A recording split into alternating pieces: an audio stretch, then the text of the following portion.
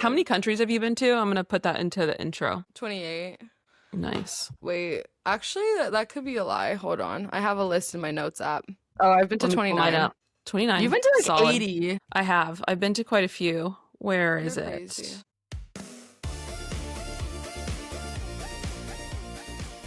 I am what they call a TCK, a third culture kid. You might be one, you might know one, and you might be like, what in the world did you just say, Leah? A third culture kid is someone who has their passport country culture, their host country culture, wherever they're living, that's not the passport country, and then their parents' culture or the culture within the family. And third culture kids, like myself, grow up with all three being the norm and having to navigate and code switch between all of those. So I grew up in Jordan and then Ethiopia for a little bit, Kenya for a little bit, and then I worked in Qatar. And this idea of being a TCK is kind of that you feel at home everywhere and nowhere at the same time. One of my favorite TCKs is someone who used to be a student when I was a youth group leader at the church in Doha. I've since left that church, but our friendship, thankfully, has just gotten stronger after having lived in Qatar for almost her entire life. She now lives in San Diego, I'm in DC, and I'm so excited to have Bella Malek on Disengaged. Where's that from? Dollar Tree. I think like you're going to say India or something and you're like Dollar Tree. No, I gave it to my friends as a souvenir from Italy, but they don't know I got it at Dollar Tree. I was like, I forgot to get everybody souvenirs, so I was like, Are you look what I kidding got me? you guys. Yeah, but I didn't say it was from Italy. I was like, just like, look what I got you. And it was like And kind of then, but you, implied. wow. Wow. It's so good to see you in the flesh I know we on always Disengaged. I feel like audio this has been a call. pipe dream of mine.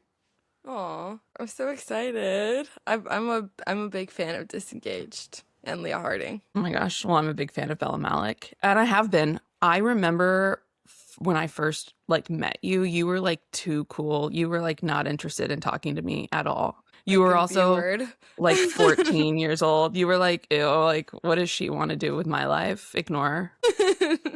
Well, to be fair, you guys were into some weird stuff. It's true. Y'all It was youth in the group church. It was leaders. at youth group. Yeah. Yeah. Yeah, you knew me at the time when I was dating the whole relationship that inspired this podcast. So you really are an OG. I've seen it all. You have. And you're also the OG when it comes to being a TCK or a third culture kid. So the three cultures are your passport culture. So like for us, it's American. Your whole host culture, for you, it's Qatar. And then your family's culture, which is, I don't even know, like, Messy everywhere. yeah, Lionel. For sure. Totally. But like you never had a choice to become a TCK. Most TCKs don't. So like Yeah. when did that journey start for you? How old were you? Well, I feel like, I mean, I want to say since my parents are like technically of different cultures, even though they're like Americans, like from birth, you know? Because my mom is Hispanic and my dad is Arab, so they have kind of different backgrounds. Even though I guess like low-key Latinos and Arabs are very similar, they have a lot of things in common. But like you did the whole thing, like all of your brain development that you remember, all of your core memories were in Qatar. Yeah, actually, well, I've been trying to remember like core early childhood memories. My parents came into my class, my kindergarten class, and I was like going to a small Christian private school, and they brought in like a globe and they showed on the map like they're like, you see this little country that like looks like a thumb shape? My dad's like, and they're like, we're moving there, like we feel God is calling us there. And so everybody signed a pillow. It was like this like denim and then white pillow, and everyone signed it. And there's this girl named Rosie, and she was like, I'm going to Australia. Why am I not getting a pillow? And my teacher was like, because you're coming back, Rosie. And I was like, oh my God, I'm not coming back. What? This is That's when I registered. I was like, hold on. You're like, Rosie's this coming is back, the but I'm end. not. Yeah, That's so exactly. scary though, like as a little kid to like what is Qatar and then like that's it. Like little Rosie gets to have her life and mine's being like taken away in a way, you know, like you don't even know to even what to be excited for or scared of even. I think that experience, then, like, to fast forward, you are a very malleable child. You just think that this is normal to be like plucked out of your culture, dropped in another culture, and like go to school with like 50 other cultures. And so were there parts in like your childhood or like your early teens where you were like, I hate this part of my life, or parts where you're like, this is really cool, I'm really leaning into this identity? Well, I remember, I want to say like middle school around, I really struggled. I remember like, because in Qatar, a lot of people at that time were on like gas and oil contracts, and usually those were 2 years long. So I remember throughout like elementary, every single year I would have like a new best friend, and every single year that like that friend's parents' contract would end and they would move, and I'd be like, okay, now I had to find a new friend. So I remember at one point being like, I just wish that like we'd stayed in Boston, and like I know for a fact that the people like the girls that I went to church with would like still be there every single year, and like we would get to grow up together, and it wouldn't be like this transient like it doesn't get easier to say goodbyes necessarily. So like I wouldn't have to relearn it every time, and like but I do think now I kind of look back and like the fact that I would learn from a young age how to connect with people so quickly and like make meaningful relationships even knowing that like maybe geographically they wouldn't be, you know, as accessible in the long term.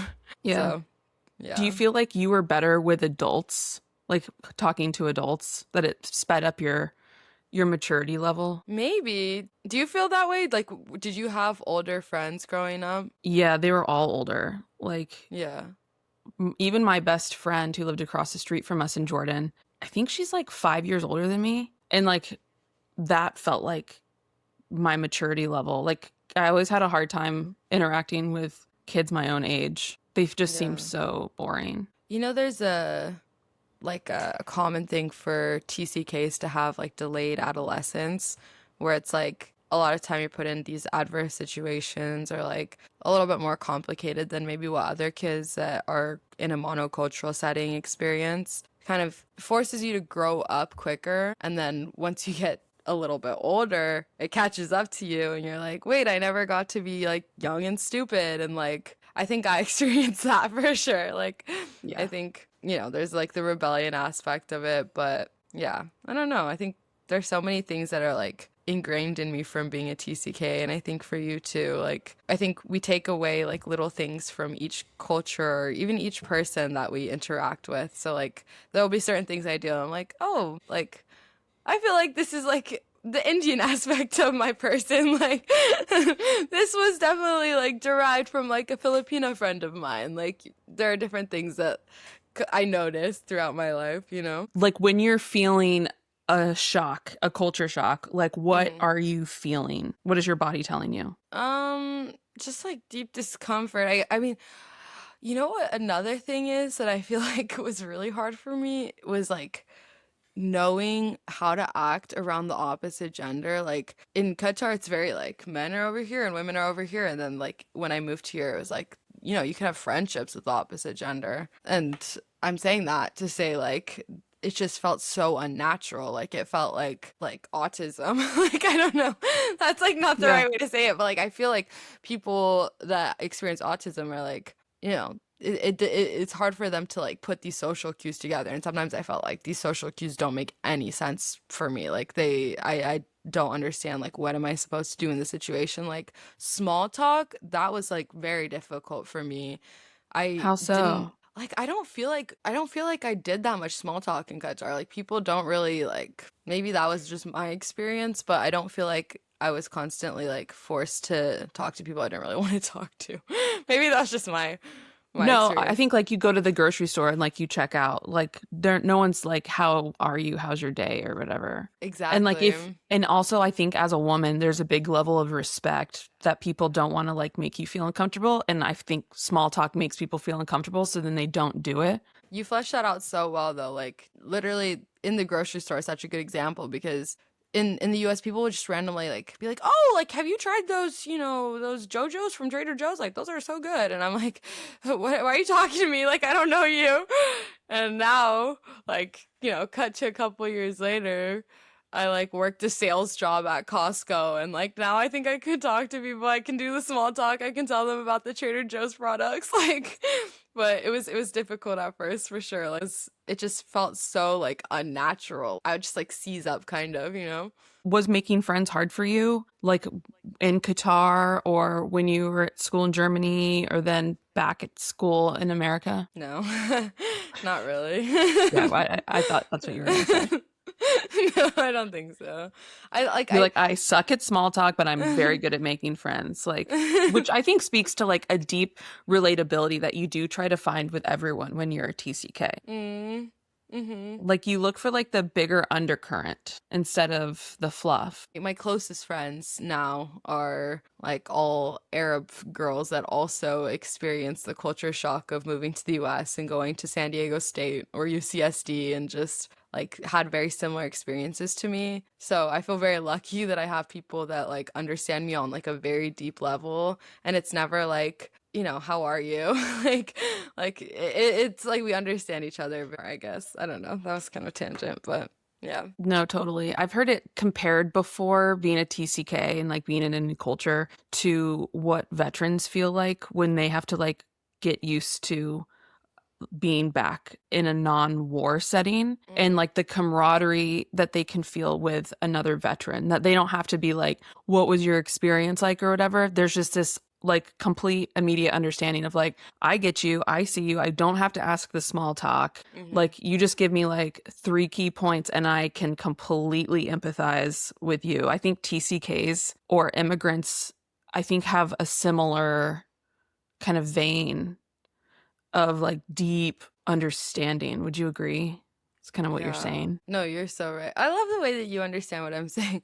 Like, I think there have been people that I love and care about that have asked me questions that I'm like, girl, you could Google that, like, do they speak English in Qatar? Or like, where's Qatar on a map? Or like just not really understanding what my experience is like. And then, a lot of people that I can just connect with and like, skip the easy parts, like have grown up overseas or like just kind of have a deeper understanding or want to understand it and kind of put that work into like kind of trying to comprehend like what my experience might look like, I think. And like especially if they have a similar experience, it makes it easier. In Qatar, I think growing up there is different than growing up in like a poorer country, because like for me, even leaving Qatar after 9 years, like I was so used to living in this like bougie place, but the bouginess was the normal. Like, who doesn't have someone come and clean their house? Like, even teachers who, like elementary school teachers, have house cleaners. Yeah, Yeah. like that's just duh. Like, so tell me about yours. Like, oh, which agency did you go through to hire them? Like, that's just like a normal conversation to have. And then, like, when you're in the States and you're like, yeah, like, I really miss like Myra. Like she was actually a friend of mine too, like I You like, sound awful.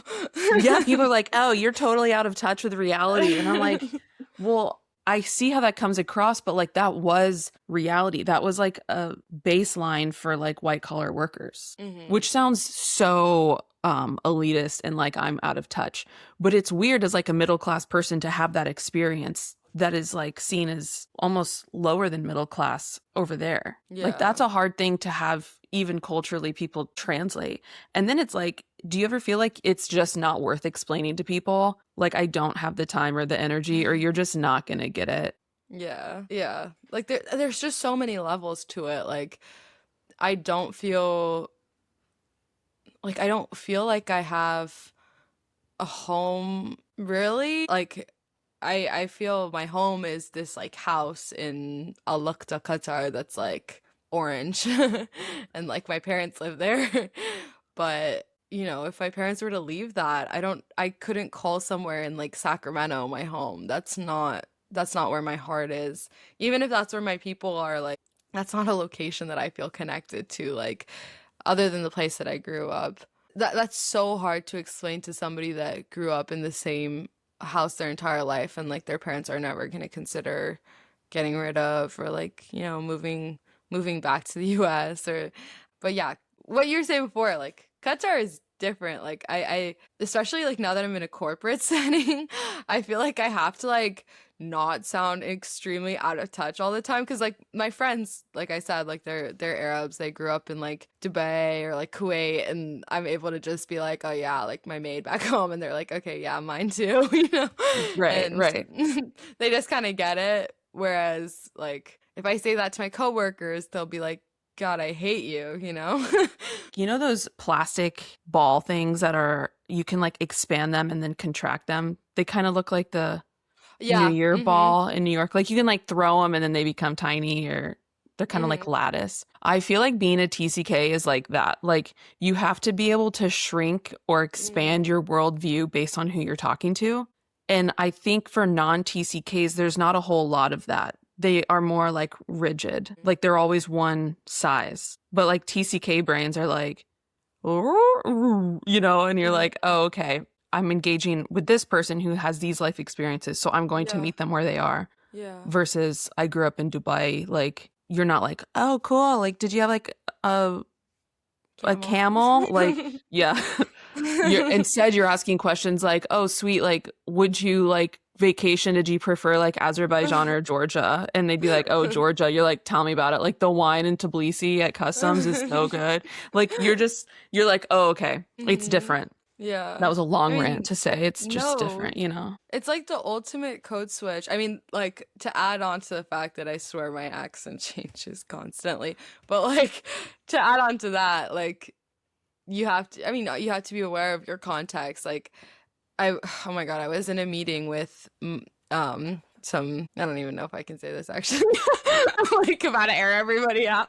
I was in a meeting with some people that I work with and they were talking about skiing and I think that anybody else would be like, wow, these guys are so out of touch in this conversation. Like they're talking about, oh, we're going to Denver or like not Denver, we're going to Colorado, we're going to Utah, we're paying like $300 for a ski ticket. And I'm like, oh, I just got back from the Dolomites. So like I can like these are like affluent enough I can meet with, but like I don't feel like like but and then they're talking about World Cup tickets and they're like, oh my God, they're so expensive. I'm like, oh my God, I was at the last World Cup, I was at the third place game, and it's like I'm kind of dunking on these guys, but they were trying to dunk on me first. But like Yeah. most people are just gonna be like regular schmegular. Like a lot of people that I'm friends with haven't left the US, which I think is kind of cool. Like I can have both experiences, like understand what it's like from their perspective, that like they probably think I am from like the middle of Mexico or something and like they're still like my best friends.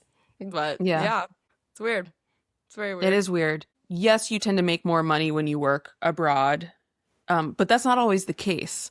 And Mm-hmm. like traveling, like I grew up in Jordan. My parents were in international development. We were not rolling in it at all. Like, but we still went to like Thailand or like Israel, Palestine, Syria, Ethiopia, like, and that wasn't seen as like a big deal. It was kind of like going to Nebraska or like Wyoming or California. Like, and I think sometimes the flights are kind of the same price. Like, Mm-hmm. I think there's this sense that like if you've been to the Dolomites and you've done skiing in like the Alps and you must just be like super rich. But it's like that's actually the equivalent of doing that in the United States. Does that Yeah. make, do you know what I mean? Yeah, I mean, Like, skiing, I think, yes, is there the is a best fluency there. example. I think skiing is the best example because, like, lift tickets are much cheaper in Europe. I think a lot of the times to fly, like, from California to, like, the East Coast, it can be the same flight or same price as flying, like, from Qatar to Europe. Like, it's just more accessible, especially when you're in the middle of the world, I feel like, and all the people around you really prioritize travel, I think. And also, there's a lot more time off there. Like, I mean, now I'm dealing with like 10 days of PTO a year, which to me is like, ooh, but Yeah. like, I think the standard in Qatar is probably like 30 days. I don't know. You can probably speak Yeah. to that. I was never adult there. It's like, yeah, easily 30 days. And like you already have a passport because you had to get there. So that's also a huge barrier to entry for a lot of, in this case, like what we're talking about with Americans. And like, yeah, what do you tell people if you're like, do you ever meet people and you're like, you would actually love it if you just trusted the process and like started working in like Qatar or India, or like if you took a job that's overseas? Like, because I think people don't even think that that is possible. Mm-hmm. Well, I've have like a goal for myself to move like abroad in the next couple of years and be able to work. Like I want to move to Portugal or somewhere cool, somewhere new, learn a new language. And like when I tell my friends that, the ones that grew up in Dubai are like, "Okay, when are we going?" And the ones that like are from like Utah or like grew up in the Bay Area are like, what? Like, how? Like, it's just not even a possibility. Like, the complication of, assimilating and getting a visa and finding work. Like, I think it's when it's something that you really want, you put in the work to get it. But I mean, they have so many cool programs now. Like, so many people are doing like teaching English in Spain and working on a farm in Australia. Like, I hope that more people see it as an option. I think they are. Do you feel like you have to travel to be connected with part of yourself? Yeah. Do you?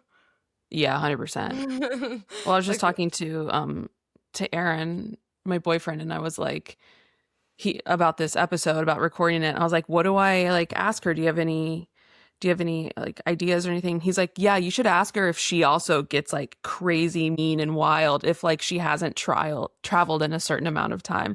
Like this like this like restlessness. caged animal vibe of like, I just need to go anywhere, even if it's to like Maine or like take a road trip 2 hours up to Canada. Like I have to like reconnect.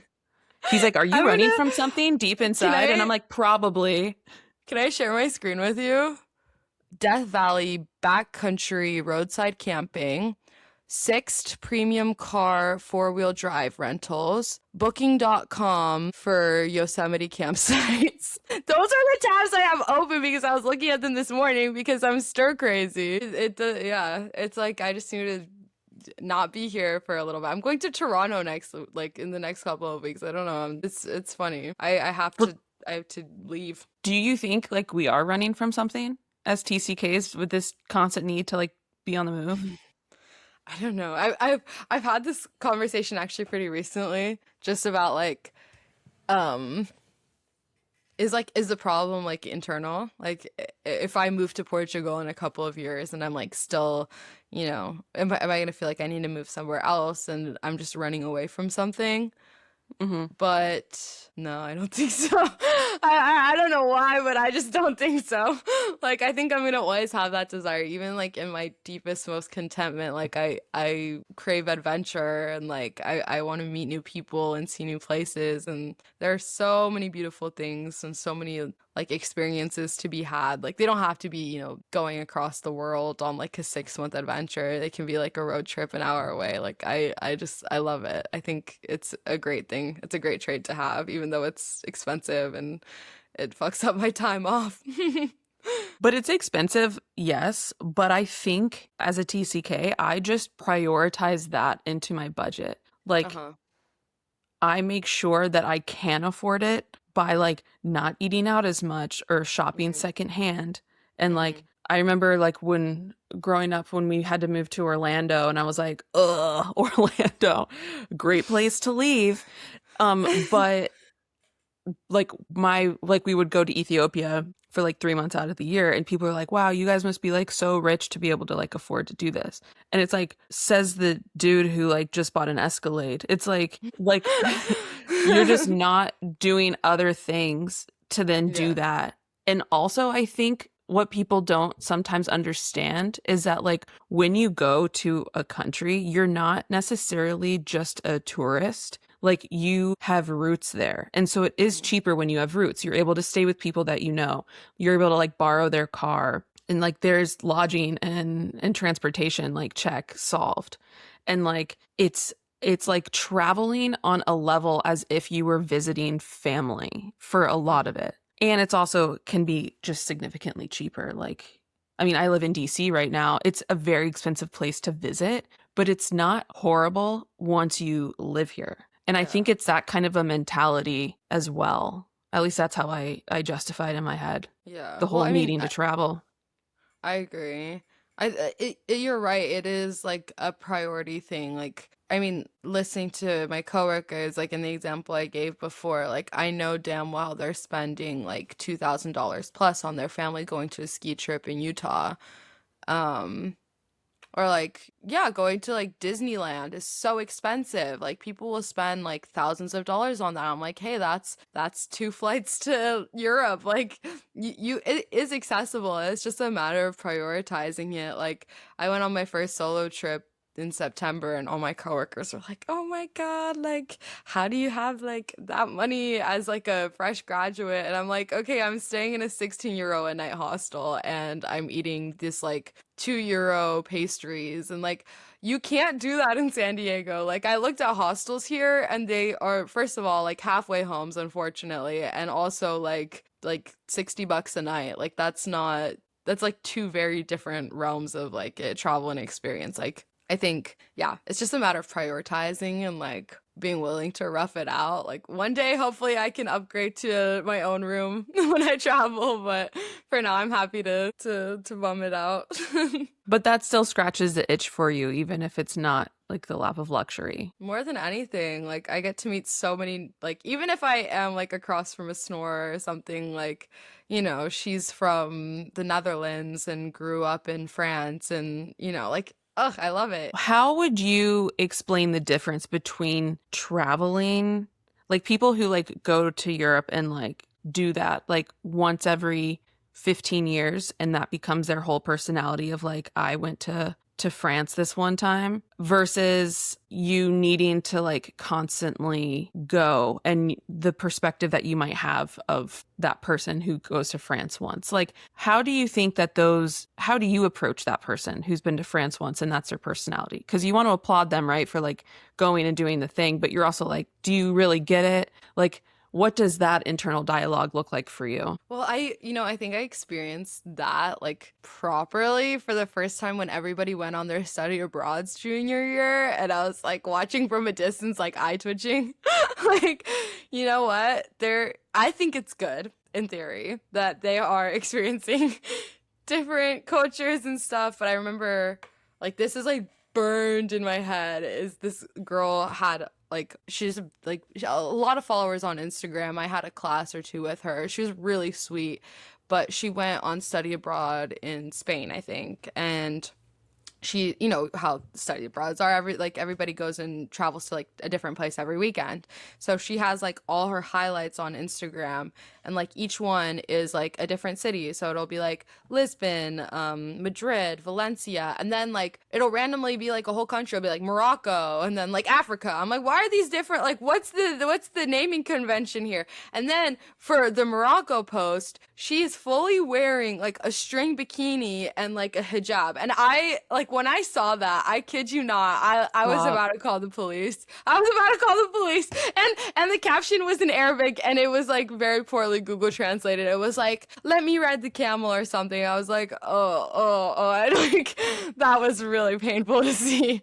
But you know what? At the end of the day, good for her. She learned she got to experience a different country. I don't even I have nothing to say, no words. Speechless. Well, I remember I think I was with my cousins one time and I was like telling them a story about how we got like food in Qatar and we got like oh my God.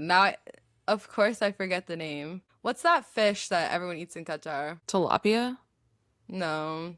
Cod? No, it's a name in Arabic. Like I would always get it at Afghani Brothers. Anyway, it's just some random name fish that I can't even Uh-huh. remember now. But I was telling my cousins about that. I was probably like in middle school at the time, and they were like, "Oh, like what's that?" And I was like, "You don't know what kind of fish that is? Like what the hell?" And then my dad was like, "Do you know where Sutter's Fort is?" And I was like, "What the hell is Sutter's Fort?" But he like kind of dunked back on me because of course everybody in Sacramento knows Sutter's Fort, you know? Like Mhm. there are so many things like I couldn't point to like Bakersfield on a map.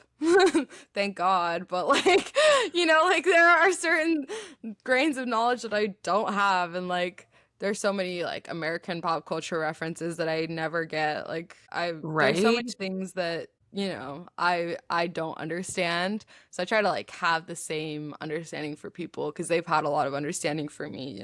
But sometimes it's hard, especially when they post in the hijab and the string bikini. That was a lot. Yeah, that's definitely a spectrum for sure. To wrap up here, what would you say self-advocating looks like when you're in a new country, new culture, and you need to express yourself in some way, like saying I'm uncomfortable with this or I need to eat now, I don't mean later. How does that come out for you? Oh God, I hope I learned the the I need to eat now one. Huh. That's a good question. Wait, you answer that and I'll think of my answer. Wow, flipping the script. Okay, so how do I self-advocate for myself? I think letting whoever I'm with know that like I have a a self boundary and I'm not disrespecting culture, but I can still have this boundary. For instance, I don't eat meat. And so I'm about to go to Ethiopia in like 2 weeks. And I know I will be offered food with meat in it. And like, it's okay to be like, I'm a vegetarian, but like, I'm not going to like end my rigidity there and be like, I'm not going to like eat the food around it. It's like, no, I'm going to be a team player, but I want people wherever I am to know that like I still have these like boundaries, if you will, and then try to come across as not being disrespectful as much as possible by maybe giving in another way. So like I don't eat meat, but I can like go into the kitchen and like help whoever's preparing, like maybe like wash the chicken or something like that. Like, You got to do the hand on your yeah. شكرا كتير ما بالحليب. heart. حليب مش كويس. لبطني. Yeah, no, that does it. I mean, God, I think I'm still learning that. Honestly, I'm maybe not the best, but I think like as a person, I kind of always have like rode the waves. Like I'm very much go with the flow. There's not a lot of things that I'm absolutely against that. Do you feel like you have a culture yourself? Like a unique conglomeration of a culture. I don't know. I'm just a guy, I guess, at the end of the day. But yeah, I think so. Like I think there's a little bit from like, all the 75 cultures that I went to school with and like, each of my parents and each of their parents and the different places I visited, like learning. I kind of like, drinking decaf at night. I don't know, things like that. Like they're just things that I like, I add them to like who I am and who I one day want to like have like be for my kids and. I can't wait to visit your home in like 10 years and see what little bits from all over the world you've adopted or thrown out. Like, I think that's such a fun way to get to know a TCK is to like walk around their house and see all the You can see weird my little like things. frankincense soap. There you go. Mhm. I actually do have another question before Okay. we hang this up. Okay. How do you feel about like object impermanence with your friends? Out of sight, out of mind, or do you keep up with them? I've ooh. Okay, well, I'm not the best at keeping in touch. Well, me neither, So, which is why I think we're such a great pair. but like I love that we can just like do this, like I can just call you up randomly like whenever I'm driving somewhere and be like, "Hey, Leah, listen to your Yeah. podcast." Like that's like kind of the best. I love that. I love that like with so many of my friends I can pick up where I left off, like where I last saw them or just kind of like be like, "Oh my God, I kind of love the person that you are now even though you're different than the last time I saw you." I I met a really special girl in my Arabic class in college, and she became like my closest friend. And I've always been like, I don't want to say out of sight, out of mind, but like I'm not gonna be like the most consistent person to keep in touch. Like I'm gonna try really hard to remember to like call you back or write a text back when I can, but it's like it might be a couple weeks, it might be a month, like sorry. But with her, like we will literally call every single day when I'm driving to work and um when she's like going to bed or when she's driving to work and I'm going to bed and it's like okay, you're like in a very different phase of life where you're like working at a bank and like thinking about getting married to like, your 50 different proposals and I'm like doing whatever I am in the US. But all that goes to say, I think finding a routine is really good, and it's kind of fun to have a little pen pal across the world. You're my little pen pal, and I love you so much. Thanks for coming on the I love you pod. so much. Thanks for having me. I hope I didn't rant too much. Get No, I off can't wait rails. for all of the hate mail we're gonna get in Arabic. Like, it's gonna be sick. Meanwhile, Josie is over here like snoring the whole time. I can't with her tongue. I can't. It's so She just fucking farted. Did you good. hear that? No, I didn't. If you like Disengaged, give us a follow. That really helps us reach even more people. As always, this episode was produced by the Anthology Group.